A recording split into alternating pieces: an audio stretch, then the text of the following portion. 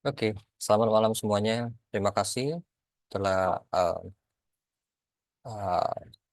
mau join ya untuk ikut untuk presentasi saya di project Pacman untuk kali ini ya. Baik, untuk kali ini saya akan memberikan hasil dari project yang saya telah lakukan ya. Nah, untuk kali ini projectnya mengenai deep learning ya. Nah, tujuannya di sini untuk mengklasifikasi ya suatu objek ya dalam mentrainingnya. Jadi projectnya adalah mengenai zero shoot learning ya, menggunakan neural network model. Jadi sebuah studi ya untuk bagaimana mengetahui performanya dan akurasinya ya. Baik, selanjutnya ini adalah suatu course ya. Jadi kita ingin paham, mengetahui praktikalnya secara aplikasi seperti apa. Ya, ini adalah bagian dari neural network dan deep learning ya. Um, dan saya adalah Zulkarnain Prasetyo. Saat ini join di School of Data ya di Pacman AI batch 9 dan ingin mempresentasikan suatu project ya mengenai deep learning. Nah, untuk agenda hari ini terdiri dari 6 ya, dari introduction, kemudian menjelaskan relate work-nya seperti apa dengan project ini dan lakukan eksperimen, menjelaskan result dan kita diskusi, kemudian menjelaskan apa namanya conclusion-nya seperti apa dan referensi dari project ini seperti apa. Ya, untuk tahap pertama di perkenalan adalah Em, mungkin kita sebagai peneliti ataupun penulis ya yang ingin mendalami suatu bidang ya data science ataupun machine learning yang dinamis saat ini, mungkin kita ingin mengetahui ya seperti apa sih zero shot learning itu dan bagaimana neural networks models dan bagaimana kebutuhan terhadap inovasinya saat ini seperti apa. Nah, untuk signifikasi dari proyek ini adalah sendiri adalah em, secara teknisnya ini ingin mengembangkan kan ya, meluaskan praktisnya juga di dalam learning. Nah, ini juga bagian dari landscape computer vision ya, secara tradisionalnya. Jadi, secara em, pencarian adalah ini mengaddress ya suatu limitasi ya, mengeneralize dan apa namanya mengetahuinya juga. Kemudian motivasi juga di proyek ini adalah uh, awalnya seperti apa yang ingin diberikan ya di model deep learning ya tanpa zero shot learning ya di berbagai domain ya yang saat ini trends di deep learning saat ini di pencarian di peneliti dan para computer scientist di dunia saat ini. Ya, secara signifikan bahwa perlu digarisbawahi juga ya, zero shot learning ini suatu cara mengurangi ya ketergantungan pada kumpulan data yang berlabel yang luas. Nah, untuk overview-nya sendiri di proyek ini adalah ingin memberikan gambaran umum ya, yang komprehensif tentang proyek yang ingin berlangsung dan menguraikan motivasi, metodologi, kemudian menguraikan hasil dalam upaya ya mengembangkan neural network model untuk zero shot learning. Jadi inspirasi proyek ini sendiri dari karya paper dari Liu dan kawan-kawan tahun 2018 dan karya paper Xian dan kawan-kawan tahun 2018. Jadi di kesempatan kali ini saya ingin menavigasi ya kompleksitas arsitektur model, pemilihan dataset dan strategi pengumpulan untuk mengukir jalan menuju sistem yang machine learning yang kuat dan mudah beradaptasi. Ya, untuk deskripsi datasetnya dengan paralel, arsitekturnya adalah suatu tujuan ya, dan optimasinya sendiri adalah ingin komponen internal narasinya project ini sendiri. Nah, di sini saya ingin berkomitmen ya untuk mengajukan batas-batas machine learning ataupun deep learning ya. Nah, jadi upaya yang saya adalah mengungkap ya seluk-beluk zero shot learning itu seperti apa dan ingin mengimplikasikan ya secara praktisnya ya. Baik, mungkin kita mengetahui sedikit ya seperti apa sih komputer um, model itu ya di neural network ya. Um, kita perlu mengetahui bahwa deep learning itu sendiri uh, menambah luas ya. Jadi dia konsepnya itu dari neural network ke deep neural network dengan multiple hidden layers ya. Nah, jadi dari konsep ini tersebut, um, maka terjadilah di setiap lapisan ya, di mana kita lihat dapat di sini, um, ini ada input, sini adalah prosesnya ya. Nah, ini adalah apa namanya lapisan ya. Nah, di lapisan ini sendiri terdiri dari data input, kemudian functionnya, kemudian outputnya juga modelnya. Jadi yang keluarnya sendiri adalah kita bagaimana ingin mempresentasikan ya yang kompleks dari output input ini sendiri ya. Ya sederhananya seperti itu ya untuk kita pelajari. Nah, untuk um, apa namanya pembelajaran sedikit di sini mungkin kita ingin mengetahui apa sebuah um, vertis U dan V ya. Nah, di sini kita ingin efisien dan uh, apa namanya ingin uh, optimal dan optimalisasi jalan yang mana yang lebih murah ataupun yang efisien ya dan tidak high power price ya. Tentu kita milih di line merah ini ya di um, DHNL, ORD dan PWD. Jika kita memilih um, apa namanya dari HNL ke SFO, DP ini akan memakan waktu yang cukup panjang ya. Dan untuk um, verifikasi untuk apa namanya suatu paper di sini saya apa namanya menganut beberapa representasi ya terhadap apa namanya hubungan dengan proyek ini sendiri. Nah, kita perlu mengetahui juga neural network itu sendiri digunakan di zero set learning itu seperti apa.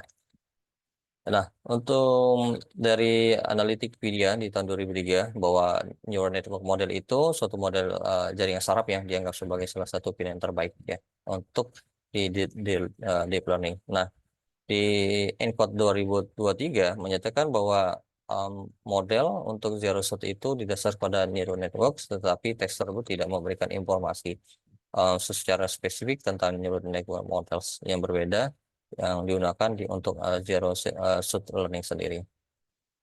Nah, di zero set learning sendiri itu seperti apa di industrinya adalah seperti transfer learning, generative model, dan attribute based method. Mungkin kita sudah mengenal ya beberapa dari mungkin deep learning AI ataupun GPT ya, salah satunya juga. Nah, kita juga apa harus ingin mengetahui ya bagaimana model ini bisa kita compare ya di dalam performance-nya dan akurasinya. Ya, tentu menurut Zhu dan kawan-kawan tahun 2023 bahwa kinerja dan akurasi model denoising itu biasanya diukur dengan menggunakan indikator fixed signal to noise ratio atau PSNR ataupun menggunakan structure similarity image measure atau SSIM. Dan tentu di uh, peneliti ingin apa namanya membutuhkan suatu inovasi ya di new loss function ya. Jadi di untuk di denoising gambar ya dengan menggunakan jaringan penanggulan itu bisa menghasilkan gambar yang indah, tapi tidak sesuai dengan karakteristik bidang industri. Ya, memang ada apa namanya plus minus ya di dalam menggunakan apa namanya di neural network ini sendiri ya. Nah, di selanjutnya adalah apa namanya, yang sama juga dari Zhou dan kawan-kawan menyatakan bahwa penangkal generatif itu perlu joint network train ya. Jadi em, di sini agar meningkatkan kualitas gambar di bawah kerangka jaringan generatif yang banyak bersyarat ya. Nah, di sini juga apa namanya ditambahkan juga dari Lem dan Gentin 2003 bahwa meskipun kinerja dan akurasi berbagai model tidak disebutkan secara eksplisit dalam teks, em, di sini mungkin Zhu dan kawan juga menjelaskan bahwa join networks di model adversarial generatif di neural network yang secara konvensional itu dapat menghasilkan kinerja yang sangat baik baik ya dalam denoising gambar. Jadi lagi di sini denoising gambar ya. Nah, dalam penelitian dan apa namanya em, studi baru-baru ini em, menjelaskan bahwa konvergensi network convergence maupun model collapse dan optimization of loss function ini telah mencapai kinerja yang baik di berbagai bidang ya seperti resolusi super gambar, transformasi gambar ataupun transfer gaya gambar ya dari Zoo dan kawan-kawan yang sama. Nah, terakhir di penelitian menunjukkan bahwa ada um, GNN yaitu suatu skala ya yang lebih cepat kemampuannya dalam agregat ya berbentuk sembarang. Ini lebih baik dibandingkan dengan metode machine learning yang lebih standar ya. Jadi di sini kita perlu mengetahui nih ya kunci faktor utamanya di performasi neural networknya ya di khususnya di zero shot learning.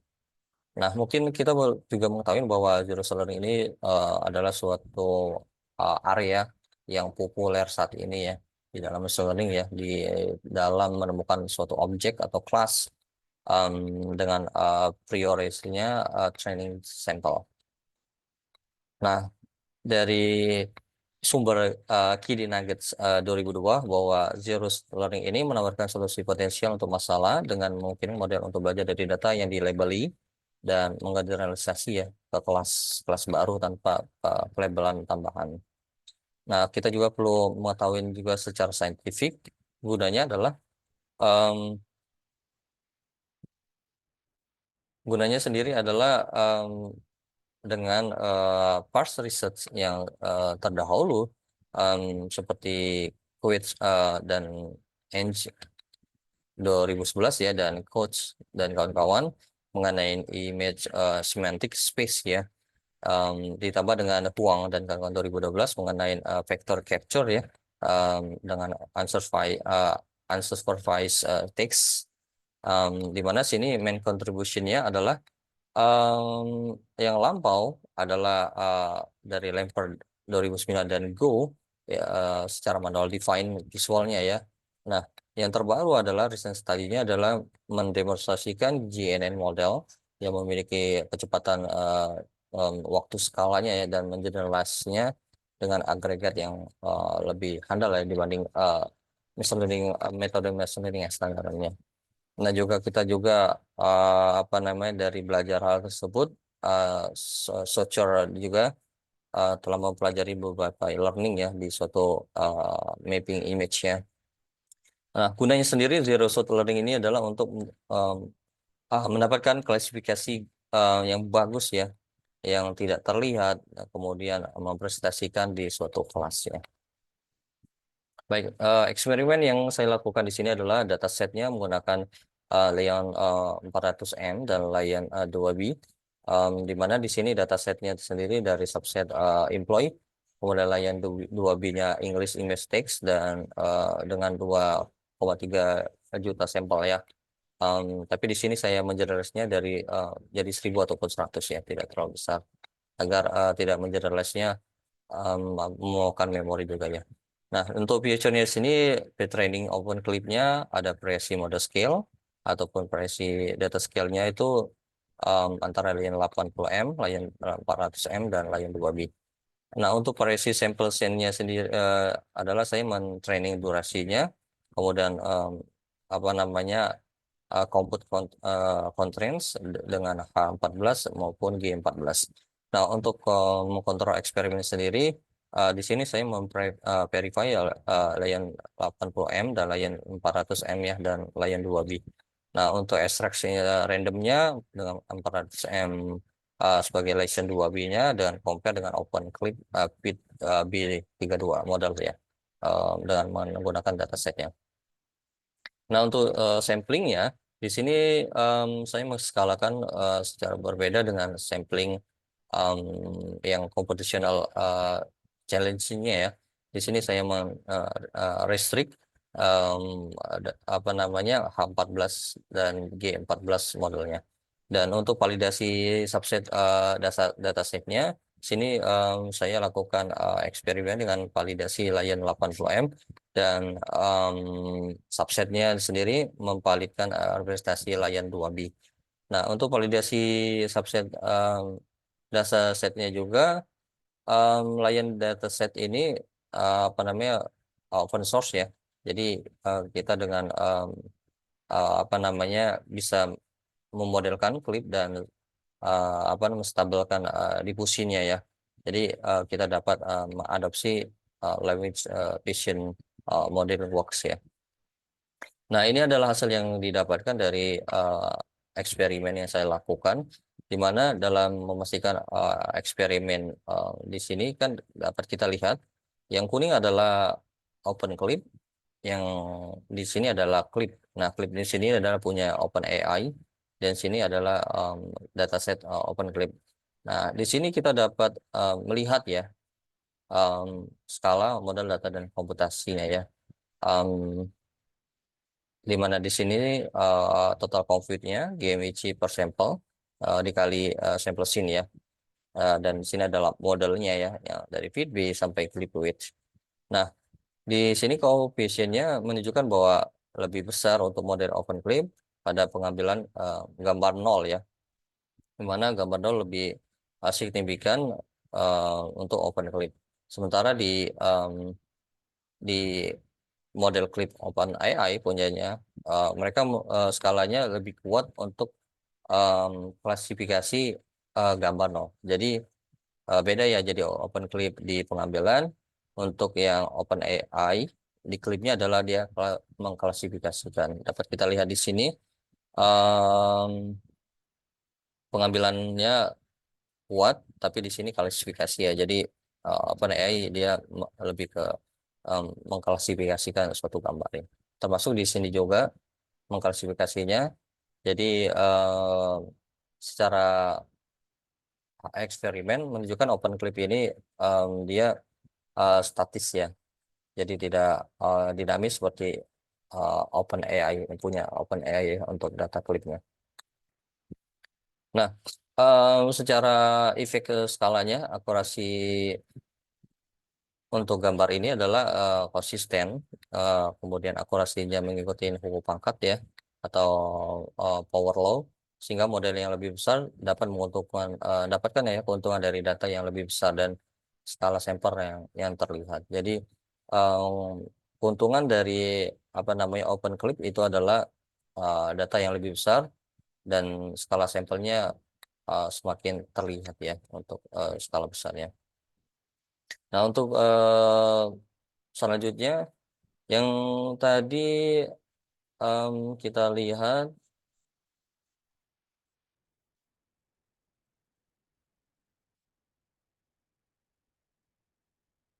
ya, maaf, di sini mungkin kita lebih apa namanya menekankan ya, di sini adalah hasil dari eksperimen ImageNet, em, yang satunya ImageNet Robust ya, dan yang gambar ini adalah MS Coco dengan apa namanya pitch 30K ya.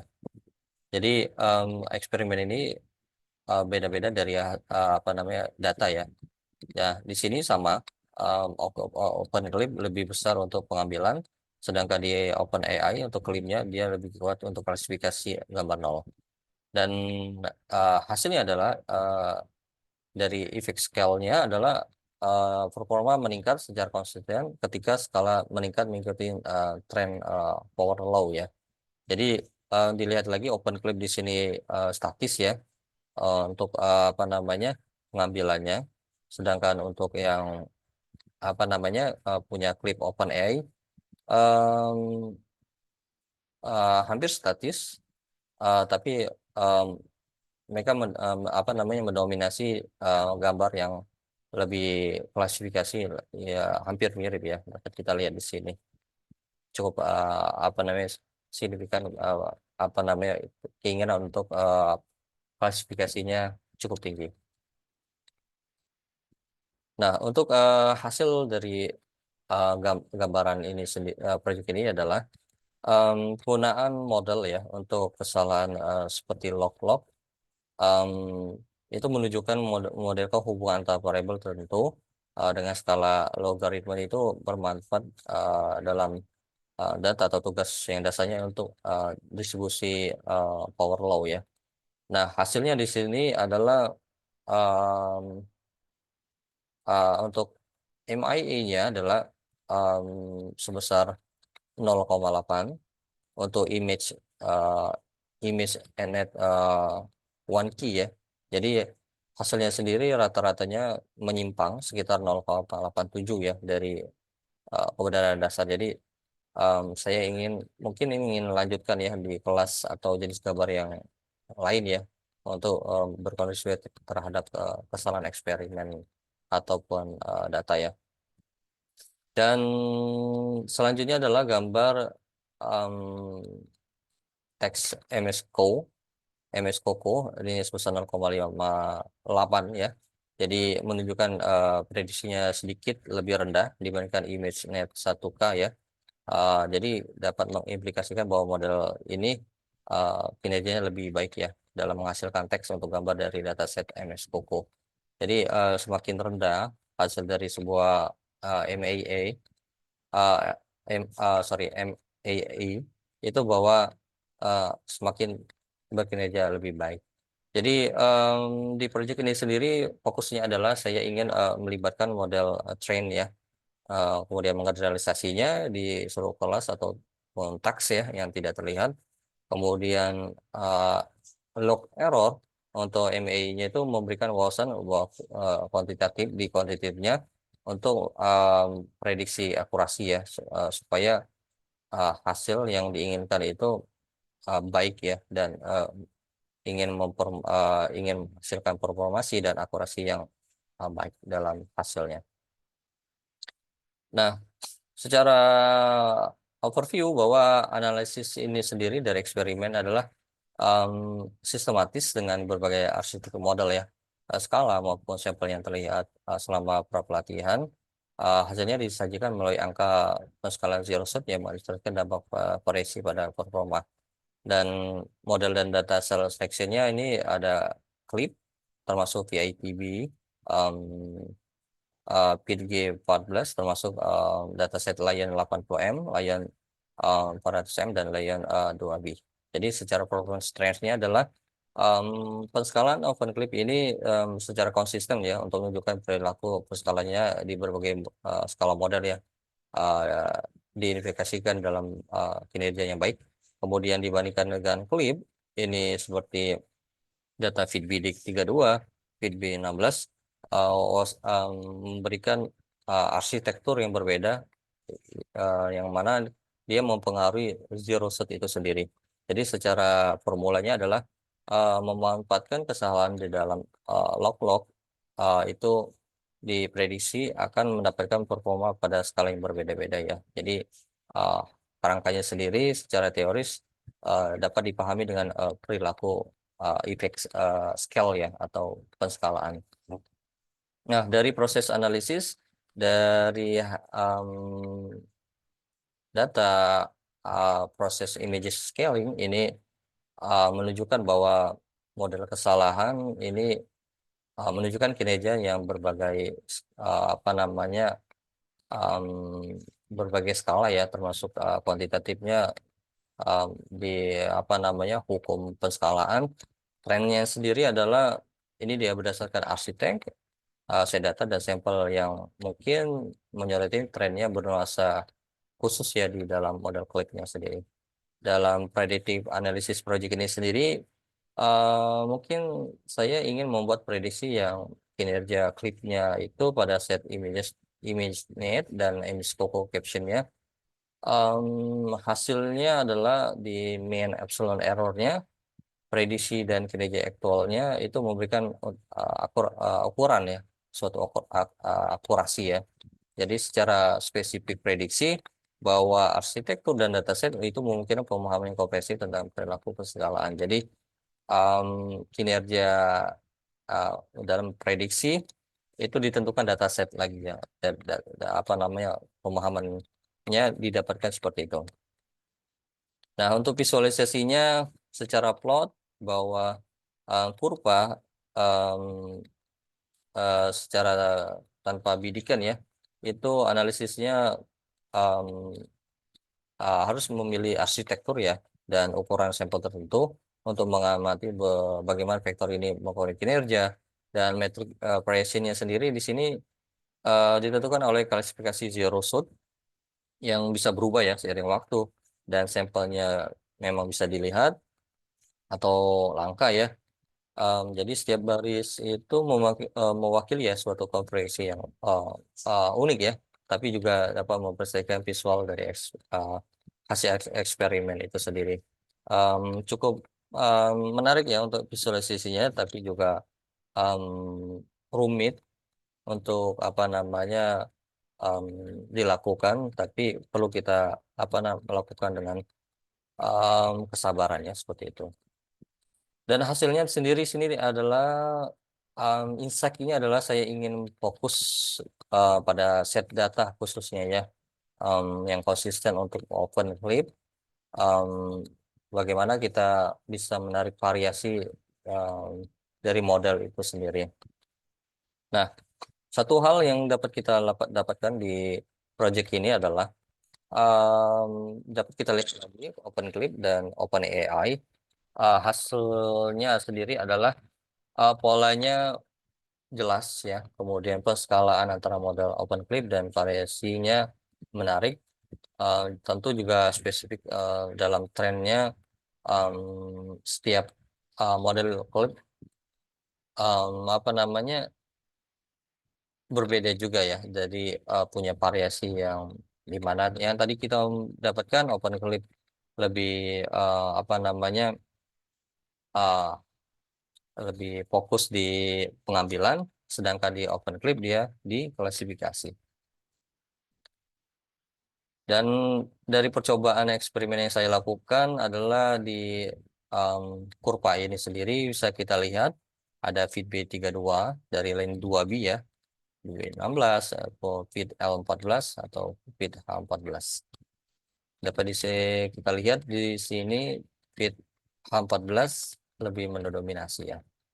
Penjelasannya sendiri adalah ImageNet ini um, dalam model clip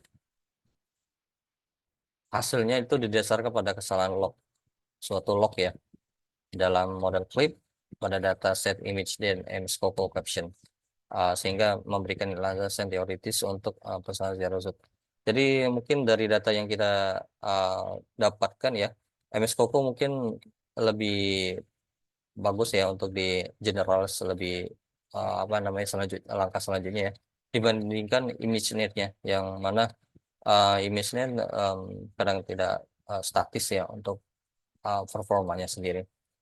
Ya, untuk di project ini sendiri di apa namanya diambil dari beberapa apa namanya representasi ya, atau dapat pustaka dari analytic.com, kemudian um, Encore.com ya, dan dari jurnal Zhu dan kawan-kawan, Lem dan Gentin 2023, kemudian dari Kini Nuggets, dan ada Zion juga, walaupun tidak saya masukkan juga di referensi related worknya, tapi sebagai referensi juga.